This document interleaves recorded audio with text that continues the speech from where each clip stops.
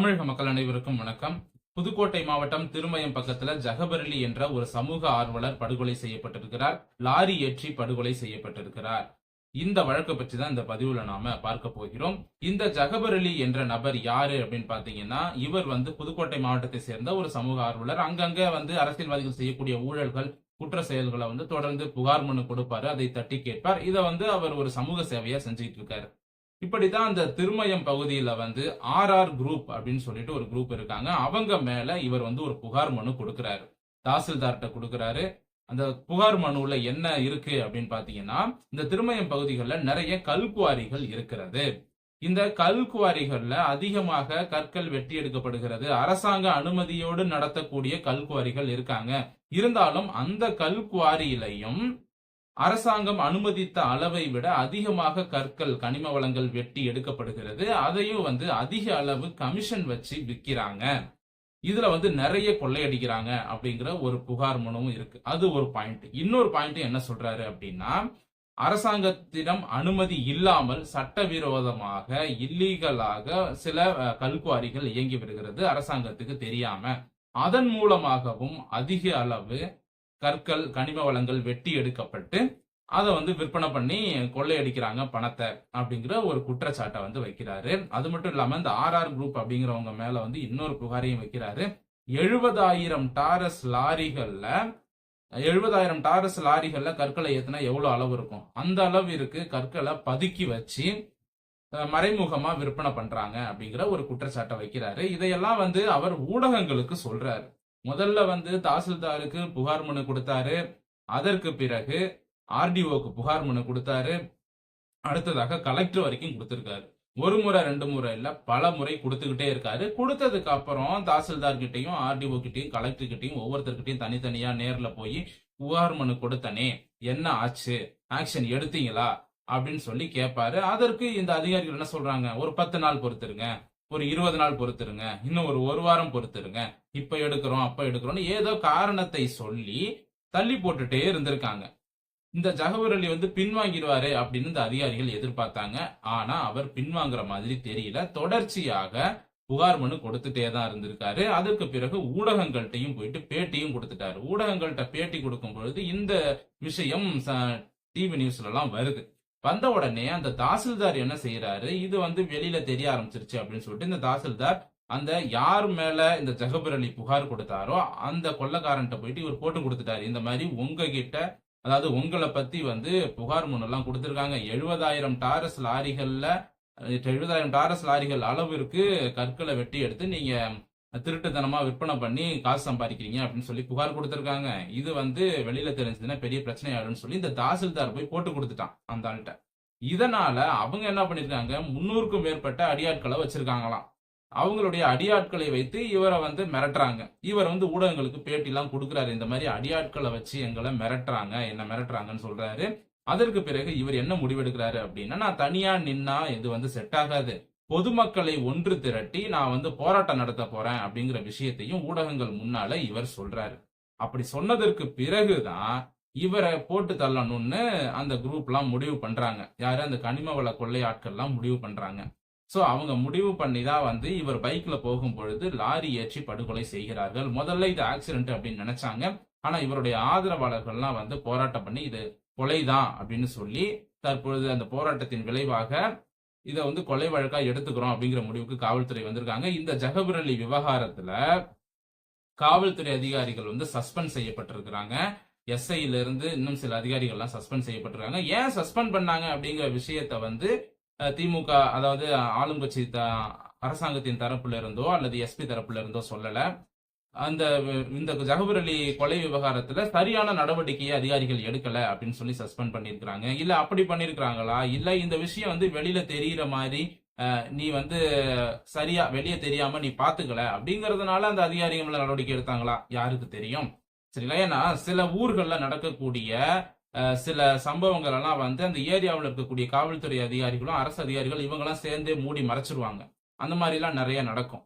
சரிங்களா. சோ அதை வச்சுதான் நான் இதை சொன்னேன். இப்போ அதிகாரிகள், காவல்துறை அதிகாரிகள் மேல நடவடிக்கை எடுத்தீங்க, ஓகே. ஆனா குற்றம் சாட்டப்பட்ட நபர்கள், அவர் ஆர்ஆர் குரூப்னு ஒருத்தவங்க பேரை சொன்னார் இல்லையா, அவங்க மேல என்ன நடவடிக்கை எடுத்தீங்க? அவங்க கிட்ட போய் விசாரணை நடத்துனீங்களா? இதையெல்லாம் வந்து ஊடகங்கள் முன்னாடி காவல்துறை அதிகாரிகள் சொன்னாங்களா? அவர் வந்து அந்த ஊடகங்களுக்கு பேட்டி கொடுக்கும் பொழுது சில கம்பெனி பேரெல்லாம் சொன்னாரு, இவங்கெல்லாம் அப்படின்னு சொல்லி சில பேரெல்லாம் சொன்னாரு. பட் அவங்க மேலலாம் இது வரைக்கும் எந்த நடவடிக்கையும் எடுக்கல. இந்த வழக்கை இவங்க எப்படி கொண்டு போறாங்க அப்படிங்கறதும் இது வரைக்கும் தெரியல. அது மட்டும் இல்லாம இந்த வழக்கெல்லாம் வந்து திசை திருப்புற மாதிரி தான் இந்த திருப்பரங்குன்றம் விவகாரத்துல இந்த இஸ்லாமியர்கள் தேவையில்லாத வேலை பண்ணிட்டு இருக்காங்க. ஞானசேகரன் விஷயத்தை திசை திருப்பறதுக்காக தான் இந்த திருப்பரங்குன்றம் விவகாரத்தையே இவங்க கையில் எடுத்தாங்க. ஆளுங்கட்சி திமுக உத்தரவின் பெயரில் இந்த நவாஸ்கனி போன்றவர்கள் இதை கையில் எடுத்தார்கள். இப்ப ஞானசேகரன் விஷயத்தை திசை திருப்பி ஒரு வழியா மக்களோட கவனத்தை திருப்பரங்குன்றம் பக்கம் திருப்பியாச்சு. வேணும்னே வந்து பிரியாணி எடுத்துக்கிட்டு திருப்பரங்குன்றம் மலைக்கு போய் பிரியாணி சாப்பிட்டு அதை ஒரு சர்ச்சையாக்கி ஊடகங்களையும் திசை திருப்பி மக்களையும் திசை திருப்பியாச்சு. இப்ப ஜகபர் அலி விவகாரம் போயிட்டு இருக்கு. இதுலயும் வந்து திசை திருப்பணும் அப்படின்னா மறுபடியும் திருப்பரங்குன்றம் விவகாரத்தை பெருசாக்கணும் அப்படின்னு சொல்லி ஆடை தூக்கிட்டு போய் கோயில் முன்னாடி வச்சு ஆடை வெட்ட போறோம்னு பிரச்சனை பண்ணி சோ ஒரு வழியாக ஜகபர் அலி விவகாரத்தையும் திசை திருப்புறாங்க, இந்த ஞானசேகரன் விவகாரத்தையும் திசை திருப்புறாங்க இந்த திருப்பரங்குன்றம் விஷயத்தை வச்சு. இப்போ இஸ்லாமியர்களுக்கு நாங்க ஒரு கேள்வி கேட்கிறோம். என்ன கேட்கிறோம் அப்படின்னா, இந்த திருப்பரங்குன்றம் விவகாரத்துல நீங்க இந்த அளவுக்கு ரொம்ப தீவிரமா செயல்படுறீங்க, எல்லாரும் ஒன்று சேர்ந்து ஒற்றுமையா வந்து கோவில் வாசல்ல ஆடு அறுப்போம்னு சொல்லி பிரச்சனை பண்றீங்க. ஆனா இங்க உங்க சமுதாயத்தை சேர்ந்த ஒரு சமூக ஆர்வலர் ஜகபர் அலி என்பவர் படுகொலை செய்யப்பட்டிருக்கிறார். கனிம வள கொள்ளையர்களால் படுகொலை செய்யப்பட்டிருக்கிறார். இந்த கனிம வள கொள்ளையர்கள் ஆளுங்கட்சியோடு தொடர்புல இருக்கிறதுனாலதான் அரசு அதிகாரிகளும் இவர்களுக்கு வளைந்து கொடுக்கிறார்கள். ஆக மொத்தம் ஆளுங்கட்சி ஆதரவோடு தான் இந்த படுகொலை என்பது நடத்தப்பட்டிருக்கிறது. இது தொடர்பாக இந்த இஸ்லாமிய அமைப்புகள், இஸ்லாமியர்களுக்கு முன்னா நாங்க தான் இருக்கோம் என்று சொல்லக்கூடிய இந்த தமிழ்நாடு முஸ்லிம் முன்னேற்ற கழகமாக இருக்கட்டும், இல்ல இந்த மனிதநேய மக்கள் கட்சியாக இருக்கட்டும், இன்னும் இஸ்லாமியர்கள் பெயரில் கட்சி வைத்துக் கொண்டு இஸ்லாமிய மக்களை ஏமாற்றக்கூடிய இந்த கூட்டமாக இருக்கட்டும், இவர்கள் ஏன் இந்த ஜகபர் அலி விவகாரத்தை பற்றி பேசுவதற்கு மறுக்கிறாங்க? ஜகபர் அலின்னு ஒரு நபர் இஸ்லாமிய சமூகத்திலே இல்லங்க, அவர் வந்து முஸ்லீமே கிடையாதுங்க அப்படின்னு இவங்க சொன்னாலும் சொல்லுவாங்க. ஏன்னா ஆளுங்கட்சிக்கு பயந்துகிட்டு இவங்க எதுவுமே செய்ய மாட்டாங்க.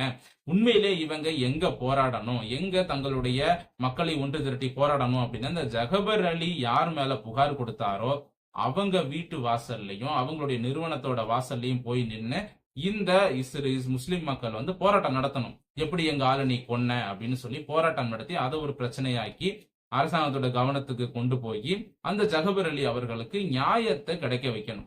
அதை தான் வந்து இந்த முஸ்லிம்கள் நியாயமா பார்த்தா செய்யணும். ஆனா அதை விட்டுட்டு இவங்க திருப்பரங்குன்றம் மலையில போய் உட்காந்துக்கிட்டு அப்படியே இந்த விஷயத்த மூடி மறைக்கிறாங்க. இங்க பிரச்சனை என்ன அப்படின்னா, இந்த முஸ்லிம்களை வந்து திமுக காரன் அடிக்கலாம், சரிங்களா? திமுக காரனும் அதிமுக காரனும் இங்க லோக்கல் இருக்கக்கூடிய திராவிட கட்சிகளும் காங்கிரசும் கம்யூனிஸ்டும் இவங்கெல்லாம் வந்து இந்த முஸ்லிம்களை போட்டு அடின்னு அடிக்கலாம். அந்த முஸ்லிம்கள் ஏன்னு எதிர்த்து கேட்க மாட்டாங்க. ஆனா இவங்களுடைய முழு எதிரி யாரு அப்படின்னா பிஜேபி தான். பிஜேபி இந்தியாவில் ஆட்சிக்கு வந்து இது 3வது முறை, சரிங்களா? கிட்டத்தட்ட 10 ஆண்டுகளுக்கு மேல ஆயிடுச்சு. ஆனா இது வரைக்கும் இங்க தமிழ்நாட்டுல எந்த முஸ்லிம்கள் மேல பிஜேபி கட்சிக்காரங்க யார் தாக்குதல் நடத்தினாங்க? இல்ல பிரதமர் மோடி ஏதாவது உத்தரவு போட்டாரா ஸ்பெஷலா போய் நீங்க முஸ்லிம்களை தாக்குங்க அப்படின்னு? எதுவுமே செய்யலையே. 10 ஆண்டுகளுக்கு மேலாக இந்தியாவில் முஸ்லிம்கள், அதுவும் தமிழ்நாட்டுல முஸ்லிம்கள் நல்லா தானே வாழ்ந்துட்டு இருக்கீங்க. அப்புறம் எதற்காக தொடர்ந்து பிஜேபியை மட்டும் நீங்க குறி வைக்கிறீங்க? இங்க திமுக காரன் உங்க ஆளுங்களை அடிக்கிறான், அப்புறம் இங்க இருக்கக்கூடிய காங்கிரஸ் கம்யூனிஸ்ட் போன்ற கட்சிகள் இவங்கெல்லாம் சேர்ந்து உங்களை அடிக்கிறானுங்க, உங்களுக்கு எதிராக நிறைய விஷயங்களை மறைமுகமா செய்யறானுங்க. ஆனா நீங்க வந்து பிஜேபி மட்டும்தான் டார்கெட் பண்ணுவீங்க. திமுக காரன் அடிச்சா வாங்கிக்கணும், இங்க கனிம வள கொள்ளையர்கள் அடிச்சா வாங்கிக்கணும், சரிங்களா? இங்க இருக்கக்கூடிய ஊழல்வாதிகளை எதிர்த்து பேச உங்களுக்கு தைரியம் இருக்காது. நீங்க நியாயமா பார்த்தா திமுக அரசாங்கத்தை எதிர்த்து தான் போராட்டமே நடத்தி இருக்கணும். உங்க ஆட்சியில கனிம வள கொள்ளை நடக்குது, அதை தட்டி கேட்ட எங்க ஆளை கொண்டுட்டாங்க, உங்களோட தொடர்பு இருக்கா அப்படின்னு சொல்லி ஒரு போராட்டத்தை நடத்தணும். ஸ்டாலின் வீட்டு வாசல்ல போய் ஒரு போராட்டத்தை நடத்துங்க, இல்ல கோட்டையை முற்றுகையிடுங்க சென்னைக்கு போயிட்டு. அதெல்லாம் விட்டுட்டு நியாயமான விஷயம் எதவோ அதுக்காக போராடாம அதையெல்லாம் விட்டுட்டு திருப்பரங்குன்றம் கோயில்ல உட்காந்துக்கிட்டு இந்த விஷயத்த மூடி மறைக்கிறீங்களே, இது வந்து நியாயமா? இதை முஸ்லிம்களை பார்த்து கேட்கறேன். இல்ல உங்களுக்கு உண்மையிலே தைரியம் இல்லையா? உங்களுக்கு உண்மையிலே தைரியம் இருந்தால், நீங்கள் உண்மையாகவே முஸ்லிம் மக்களுக்காக போராடக்கூடிய நபர்களாக இருந்தால் நீங்கள் இந்நேரம் ஸ்டாலின் வீட்டை முற்றுகையிட்டு இருக்க வேண்டும், சரிங்களா? அந்த கொள்ளையர்களுக்கு எதிராக போராட்டம் நடத்தி இருக்க வேண்டும். தமிழ்நாடு முழுக்க அனைத்து முஸ்லிம்களையும் ஒன்று திரட்டி போராட்டம் நடத்தி இருக்க வேண்டும். அதை விட்டுட்டு இந்த மாதிரி வந்து மக்களையும் ஏமாத்தி உங்களையும் ஏமாத்தி காசுக்காக இந்த நவாஸ்கனி தான் வந்து திமுக தலைமை பேச்சை கேட்டுக்கிட்டு எல்லா விஷயத்தையும் தசை திருப்பறதுக்கு இந்த திருப்பரங்குன்றம் மலையில போய் உட்காந்து கறி திங்கிறாரு அப்படின்னா அவருக்கு பின்னாடி நீங்களும் போய் உட்காந்துக்கிட்டு உங்க சமூகத்தை நீங்களே கொண்டுகிட்டு இருக்கீங்க. ஜகபர் அலி மரணத்திற்கு மறைமுக காரணம் இஸ்லாமியர்கள் தான்.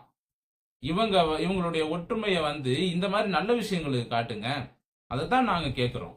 அதை விட்டுட்டு தேவையில்லாம மத கலவரத்தை போய் தூண்டிட்டு இருக்கீங்க திருப்பரங்குன்றத்துல உட்காந்துக்கிட்டு. இத சொன்னா உடனே இப்ப நம்மள மதவாதின்றுவாங்க, இவன் பாஜக RSS கைகூலி அப்படின்னு என்ன குத்தம் சொல்லுவாங்க. இப்போ இந்த ஜகபர் அலி அவர்களுடைய படுகொலைக்கு எதிராக போராடக்கூடிய ஆட்களாக பாஜகவினர் நிக்கிறாங்க. அதுதான் இங்க ஹைலைட் பாருங்க. பிஜேபியினர் ஆளுங்கட்சி ஆதரவோடு இந்த படுகொலை என்பது நடத்தப்பட்டிருக்கிறது, ஜகபர் அலிக்கு நீதி வேண்டும் என்று முஸ்லிம்கள் கேட்க வேண்டிய இடத்துல இன்னைக்கு பிஜேபி நின்று ஜகபர் அலிக்கு ஆதரவாக குரல் கொடுத்து கொண்டிருக்கிறது. தமிழக மக்கள் புரிந்து கொள்ள வேண்டும், இங்க யார் நல்லவங்க யார் கெட்டவங்க அப்படிங்கறத புரிஞ்சுக்கணும். பிஜேபி என்பது வலதுசாரி இயக்கம், வலதுசாரி இயக்கம்னா கெட்டவங்க அப்படின்னு இவங்க இங்க கட்டமைச்சு வச்சிருக்காங்க திமுகவினர். அதெல்லாம் கிடையாது. முதல்ல இங்க அகற்றப்பட வேண்டியது தமிழ்நாட்டுல திமுக என்ற இந்த கட்சி தான். இதை மக்கள் புரிந்து கொள்ள வேண்டும். இந்த பதிவு இத்துடன் முடிவடைகிறது. இந்த பதிவு பற்றிய உங்களுடைய கருத்துக்களை கமெண்ட் செக்ஷன்ல தாராளமா பதிவு செய்யலாம். மீண்டும் அடுத்த நல்ல பதிவோடு உங்களை சந்திக்கிறேன். நன்றி, வணக்கம்.